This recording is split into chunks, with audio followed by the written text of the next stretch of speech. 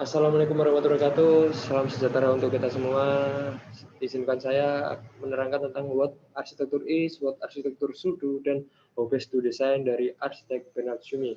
Nah, yang pertama saya akan menerangkan tentang biografi beliau. Beliau lahir pada tanggal 25 Januari 1944 di Lausanne, Swiss. Beliau pernah belajar di Paris dan di ETH, di mana di ETH dia lulus di atau mendapatkan gelar sarjana arsitektur dan lulus pada tahun 1969. Nah, di samping beliau menjadi arsitek, beliau juga menjadi tenaga pengajar atau dosen di berbagai universitas. Yang pertama ada Politeknik Portsmouth Inggris, ada Institut Studi Arsitektur dan Perkotaan di Princeton University New York, dan Universitas Columbia. Di Universitas Columbia beliau menjadi dekan Graduate School of Architecture pada periode 1998 sampai 2003. Nah, filosofi di sini arsitek Bernard Tschumi memiliki teori The Follies, di mana sebuah karya arsitektur karena pengaruh peristiwa atau arsitektur of event.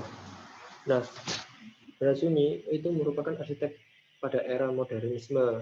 Karya beliau itu menerapkan konsep dekonstruksi. Bernard Tschumi berbicara bahwa sebuah arsitektur itu tidak sesederhana yang kita bayangkan atau isn't simple.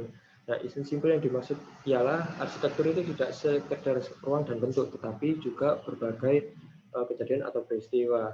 Dalam teori The Follies yang diungkapkan Tschumi, arsitektur itu dipengaruhi oleh peristiwa. Nah, filosofi dari karya beliau, Architecture of Event, itu dengan melihat pengaruh atau peristiwa pada lingkungan atau lokasi yang akan dibangun, seperti menghadirkan sejarah suatu bangsa yang akan diproklamirkan, yang kemudian dikembangkan dalam dalam proses dekonstruksi bangunannya.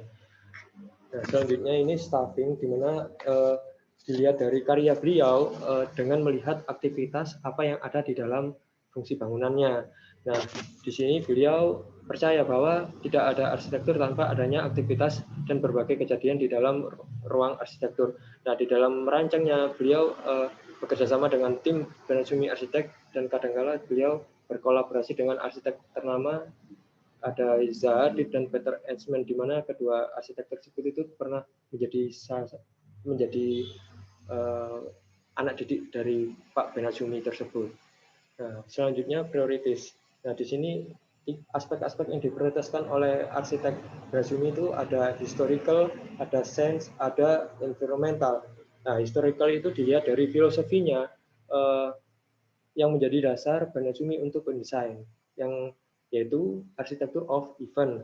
Kemudian diperkuat dengan sains karena Bernard Tschumi ini ingin menghadirkan pengalaman ruang yang sesuai dengan sejarah dan merespon aktivitas di dalamnya. Sedangkan environmental itu memperhatikan lingkungan yang ada, di mana beliau ingin melibatkan cahaya alami, udara untuk mengurangi pengaruh penggunaan energi buatan. Nah, jadi dari tiga aspek tersebut itu mendukung pengembangan desain dekonstruksi dengan melibatkan histori, lingkungan, atau kota pada bangunan yang dirancang. Nah, selanjutnya prosedur. Nah, proses dalam membentuk sebuah desain Bernard Tschumi ini menggunakan deduktif, yaitu umum ke khusus, dengan ideal dari peristiwa yang ada di lingkungan tersebut. Nah, penggunaan analogi linguistik dengan tujuan sebagai memberi informasi bagi penikmat arsitekturnya. Nah, prosedur Tschumi ini cenderung menerapkan konsep based method dengan melihat sosial kultur, historikal lingkungan bangunan dapat memberikan hipotesis sains environmental dengan tujuan membuat sebuah karya dekonstruksi yang memberikan informasi.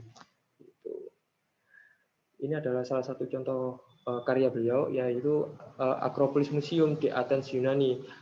Ini dibangun pada tahun 2003 dan selesai tahun 2008. Nah, deduktif, dari kata deduktif itu dari umum ke khusus. Dalam proses desain Acropolis Museum ini merespon peristiwa yang ada di Athens, Yunani melalui kegiatan pengunjung museum dengan melihat historical of event di Athens, Yunani sebagai dasar proses dekonstruksinya. Nah, melalui sense experience merespon kegiatan pengunjung melalui sirkulasi yang dibuat spiral berhutan sesuai dengan prasejarah hingga periode Romawi akhir didukung oleh space, terus circulation, struktur, color, dan lighting. Nah, ini selanjutnya ini ada Akropolis Museum lagi, yaitu tentang tentang arsitektur of event-nya. Nah, proses maksudnya itu seperti yang diinginkan oleh Sumi pada arsitekturnya, beliau itu ingin melibatkan peristiwa pada daerah tersebut dalam karyanya. Nah, untuk itu pada Akropolis Museum dibuat untuk menceritakan kisah kehidupan di Akropolis Athens dan sekitarnya. Di dalam museum menyediakan koleksi yang sebelumnya tersebar di berbagai institusi, termasuk Museum Akropolis yang sudah ada pada abad ke-19. Nah, dirancang dengan garis horizontal dan kesederhanaan maksimal, museum sengaja dibuat non-monumental karena memfokuskan perhatian pengunjung pada karya seni yang ada. Itu dengan penggunaan berbagai jenis kaca, terus memungkinkan cahaya membanjiri galeri dari lantai atas dengan tujuan menyaring cahaya alami yang masuk ke lantai bawahnya dengan lembut. Nah, terus sirkulasi yang diterapkan pada Museum Akropolis itu dipasang berdasarkan urutan kronologi dari prasejarah. Oleh karena itu, konsep sirkulasi membentuk lingkaran 3 dimensi, naik dari lobi melalui eskalator ke galeri double height untuk periode arkaik, naik lagi ke eskalator ke galeri Parthenon, lalu kembali ke galeri Kekaisaran Romawi, dan keluar menuju ke Akropolis itu sendiri.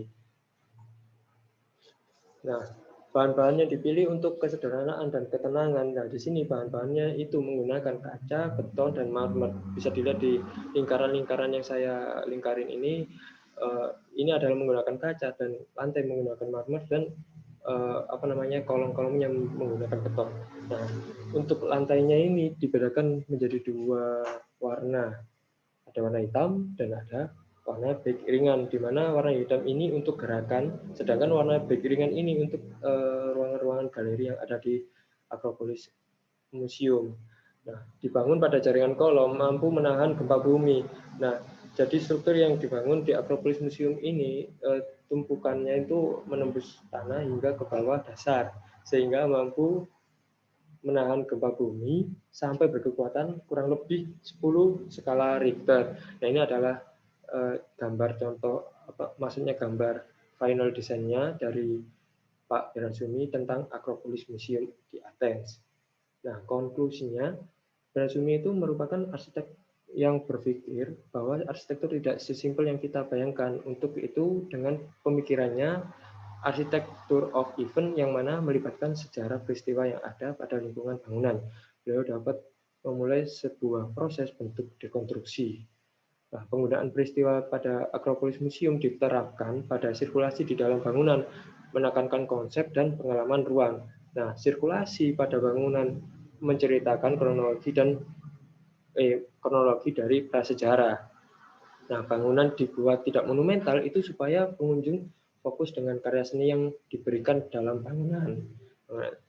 Nah, terima kasih. Wassalamualaikum warahmatullahi wabarakatuh.